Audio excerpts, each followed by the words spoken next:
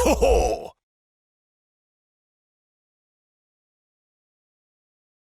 We saw that Mbappé presented his golden boot tonight, and he's still unstoppable, scoring 2 more goals. He's once again in the race for the golden boot.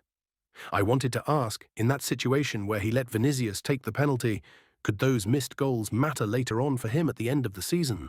Well, he scored another 2 tonight, so that's a pretty good average to keep fighting for it at the end of the season. And then another 3 points, which is also a good average to keep fighting for trophies. The team's momentum is good, and so is theirs. I'm very happy about that.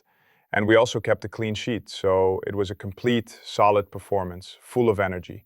We started very dynamic, with lots of movement, good ball circulation, recovered the ball quickly, took the lead, and managed everything well.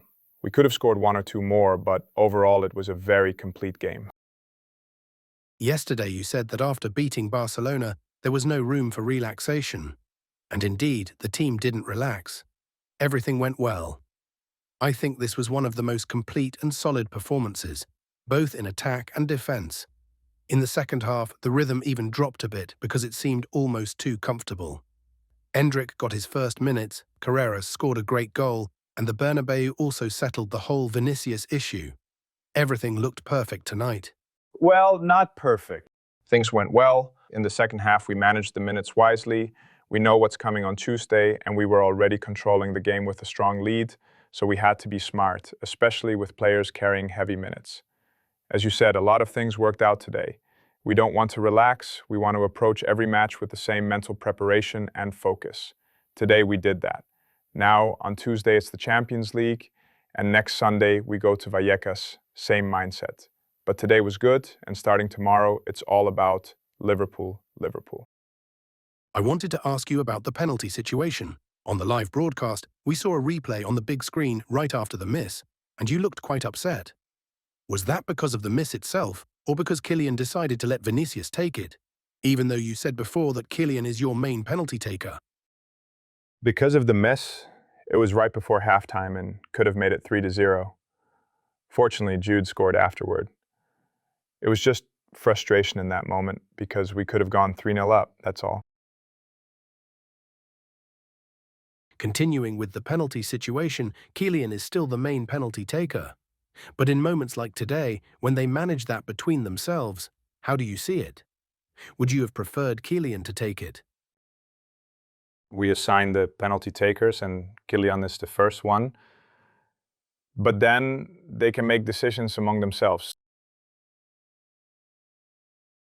I'd like to ask you about Fede Valverde. During the Almaty week, he released a statement confirming his commitment and clarifying that he never refused to play in any position. He's now played 5 consecutive matches as a right-back. Would you say Fede is now among the best right-backs in the world, considering how he's performing there? And do you think he's starting to enjoy the position more? I think we're all seeing it. The level he's playing at, how complete he is. With the ball, he still has that midfielder's soul, that desire to participate in the build-up. And defensively, he's very powerful. Since he started playing there, his level has been rising. He's understanding and feeling the position more each game.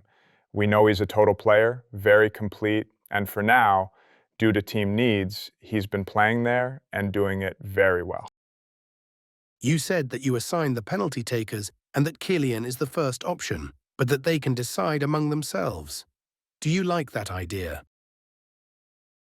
Well, what I like is that they score the penalties.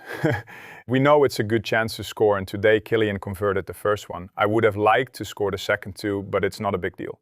Kylian remains the main penalty taker. That hasn't changed. What did you think of Vinicius's performance tonight? He had a very good game.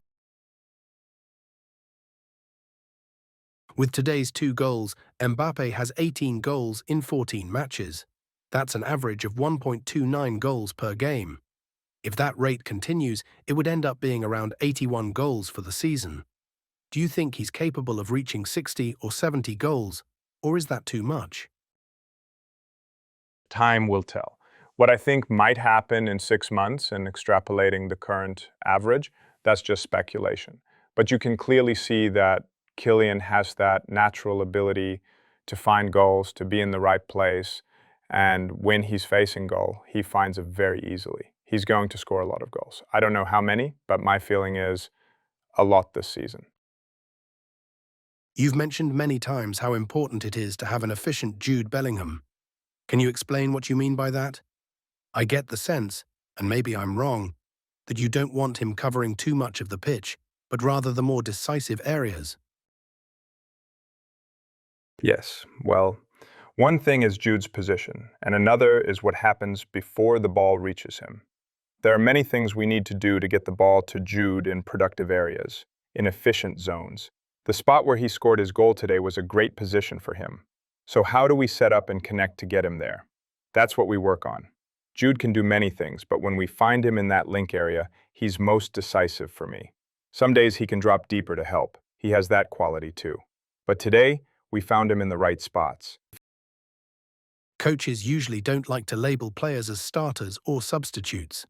But how important is it for a coach to have a stable back four, not just for matches, but also for training sessions, working on tactics and team structure? Having the same four defenders all season is impossible. But as long as the players in the defensive line understand the concepts clearly, you can play with 4 or 3 at the back. We have flexible defenders. David Alaba will be back soon. Tony still needs a bit more time, but he'll be ready for the next block of games. That gives us depth and tactical options. What matters most are clear concepts, focus, and the right mentality to compete every match. About the next match. Are you going to train at Ciudad Real Madrid instead of the away stadium in Liverpool? That's not very common. That is right. So is it your decision? And why is that? Why? Because we need to prepare properly for the match. And we prefer to do it at our own training ground, in our own space. So we don't have 200 cameras watching us.